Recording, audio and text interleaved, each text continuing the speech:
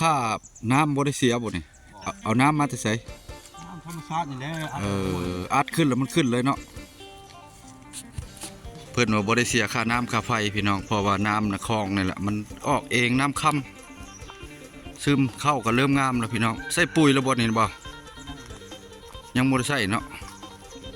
ค่อยว่ามันดำที่พอบ่แม่นบ่พอดีเลยเนาะงามอันนี้พี่น้องนี่ให้เบิ่งไกลๆเนาะดำจักมือนี่มือเดียวบ่ได้จ้างคนบ่จ้างแต่รถไถมาไถให้บ่จ้างแต่คนผู้มาขับฮะ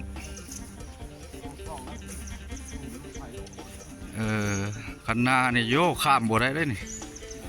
รถไถ10 ปีขึ้นคันนาพวกใหญ่ๆนี่แถวทีมงานเมืองโคเซเฮาเนาะอายได้นี่อายเพิ่น อายหน้าพุทธสอนอายหน้าพุทธสอนได้เพิ่นเฮ็ด2-3 ปีแล้วเพิ่นได้เฮ็ดหน้าแล้วบ่ได้อึดเข้าเพิ่นว่าพอได้กินอันนี้ให้น้อยอันนี้อันนั้นแม่นลักแดนคลองน้ำพี่น้องคลองน้ำอันระบายออกจากน้ำเปื้อนออกจากคิวรถเมล์เพิ่นเฮ็ดปีกายนี่บ่คลองน้ำสำเร็จไปแล้วนี่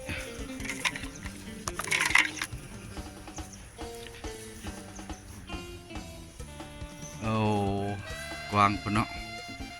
เด้อบริเวณทุ่งนาเพิ่นปุ๊บยาวเด้เพราะว่าจากคลองน้ำไปในงามพี่น้องนาไล่ป่ายแต่ว่ามันเป็นหัวป่าทั้งส้นพวกกระแพงพอแล้วพวกต้นไม้ก็หลายไม้ดูนี่ยังร้ายเนี่ยมันบริตัดได้พี่น้องโอ้เป็นไปเพิ่นดำแล้วล่ะพี่น้องเห็นหมดนาเนี่ยถือว่าได้เข้าเติบได้เพิ่นว่านะอันนี้แหละแม่นที่ว่าคลองน้ำเนาะเป็นตะก้อนแล้วเป็นทุ่งนาได้นี่ก็เป็นเห็ดคลองน้ำแต่ว่าดำเข้าเนี่ยถือว่ากว่าหน้าปีพี่น้องงามพี่น้องคอยน้องปลาลักซี่เนี่ยออกมาจากสายสวยกับทิศตะวันออกที่ว่าทางคิวรถเมย์สายใต้สายเหนือนครหลวงไม่แก่นพี่น้องอันนี้ผู้เจ้านาเพื่อกันเลยอันนี้เป็นหัวเท่าใหญ่เนาะหรือว่าน้ำเบ้าเป็นเห็ดอันปีกายเนี่ยได้จักซอบปีกายเนี่ย45ปีนี้เนี่ยถือว่างามก่อนปีกายนี่บ่ตามเบิ่งก่อนปานกันนั่นแหละรวมได้จักเฮกตาร์นี่บ่นาไล่ป่ายเนาะแม่นหมดในท่านผู้ชมแต่ว่าเพิ่นบ่ได้เศร้าตีนนี่ก็แม่นนี่นกกระลายท่านผู้ชมเนาะทีนี้ก็บินขึ้นตัวนึงของบ่ได้ถ่ายเบิ่งนี่โอ้คักอันนี้พี่น้องแต่ว่าอยากมาลิ้นเนาะยังมาลิ้นมาเที่ยวก็ถึงเพิ่นมีหับตอนคอยบริการมีตูบน้อยหน่อยจะถึงยามสงกรานต์ปีใหม่หมู่คู่เพิ่นมาหลายอยู่เด้ท่านผู้ชมป่าไม้เพิ่นยังหลายนี่ถึงทีมงานเนาะฝากเข้าติดตามเป็นกำลังใจพี่น้องเนาะอันนี้คืออยู่ลักซี่อันนี้เป็นหน้าแซงได้ถ่ายให้พี่ให้น้องเบิ่งหน้าทงมองทงน้อยเพิ่นคือว่าอาชีพเพิ่นก็เดี๋ยวนี้กับพนักงานบำนาญแต่ว่าเพิ่นก็เฮ็ด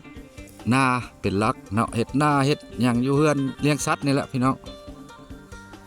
พอได้กินนี่ฮะดินนี่เขาให้หลายอยู่เพิ่นยังบ่ปล่อยเนาะเพิ่นเอาไว้ซะก่อนเพิ่นว่าอันนี้ก็คิวรถเมล์นี่ก็แพงนี่ข้ามนี่ก็แม่นเลยนี่ต่อไปเพิ่นสิเฮ็ดแหล่งท่องเที่ยวนี่จัดอาหารอนามัยออกต้นไม้ต้นตอกโอ้คักพี่น้องโอ้บ่แปลงสิพาเลาะเบิ่งทางวิวเทิงเบิ่งเนาะไปเลาะเบิ่งนำกันเนาะท่านผู้ชมงามเสียเพิ่นสำเร็จอัน2025เนาะคือปีกายนี่แหละอันนี้2026ของน้ำนี่ป่าก็หลายอยู่นี่ของน้ำนั่นน่ะแห้งสบายไปเลาะเบิ่งกระเดินละพี่น้องมีหยังอันน่ะกาบ่พี่จักนะกาบ่กาเรือเป็นหยังบ่บุกเบิกออกอีกนะบ่เบิกอันนี้ขึ้นไปอีกให้ส่งให้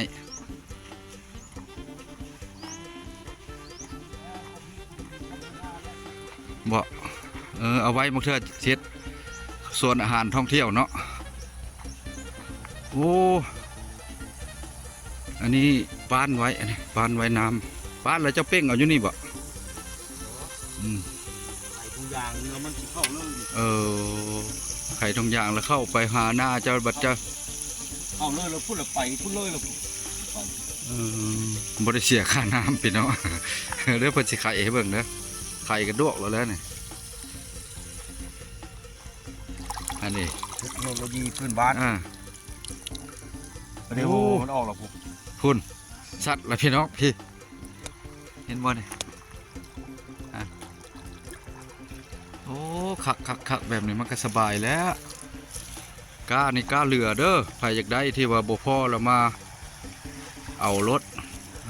มีอย่างก็ค่าแนวปลูกแนวพันธุ์เล็กๆน้อยๆบ่แพงดอกเพิ่นโอ้มีขะไดอีกได้นี่ขะไดอัน ของ ที่ว่ะ เจ้าที่เจ้าฐานบ่ให้มันขาดคำเสื่อของบุคคลเนาะกสิมีแท้ได้ทางผู้ชมไหมเพิ่นเที่ยวได้เพิ่นมีขะไดเพิ่นมาข้ามแล้ว อันนี้มันบุขาดบ่สู้ขาดบ่สู้ลุแต่พ่อแต่แม่ก็เฮ็ดอยู่อัดบัดนี้ เอาหมดเข้าพอแล้วเข้ากันอัดไว้ อัดเนาะสบาย มันก็สบายแล้วบ่ได้เสียต้นทุนหยังหมดมีแต่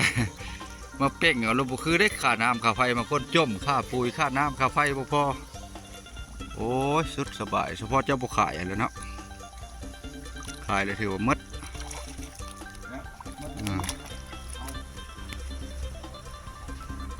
คลองน้ำในสุดเทิงพุ่นเด้อท่านผู้ชมฮอดทาง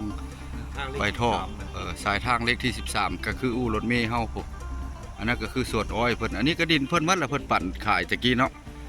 แต่ก่อนละบริเวณนี้มันสิเป็นบ้านห้างบ้านแตกซึกเนาะแต่ว่ามันเพิ่นมาอยู่ก่อนพ่อเพิ่นแต่พ่อแต่แม่เพิ่นมาหมายอยู่ก่อนเมาแปลงก็ได้ลงมาเนาะหลัง75ปลายไปหน่อยนึง80ปลายก็ได้ขึ้นละครหลวงเวียงจันทน์ก็มาอยู่นี่เนาะก็ได้เพิ่นแบ่งปันให้อันนี้ได้ถ่ายให้เดียวเบิ่งพี่น้องเนาะเล็กๆน้อยๆเนาะทางเบ้าแปลงบ้านนานี่ก็เป็นห่วงเนาะทาง FC เฮาทางต่างประเทศหรือทางใดก็แล้วแต่ภาคเข้าติดตามเป็นกำลังใจเนาะท่านผู้ชมคลิปนี้ก็สิบ่มีหยังหลายเนาะท่านผู้ชมมาถ่ายหน้าท้องมองทางผู้เฒ่าสอนหรือว่าน้าเบาสอนเนาะให้พี่ให้น้องเบิ่งเนาะหรือทางประเทศไทยเฮาเนาะ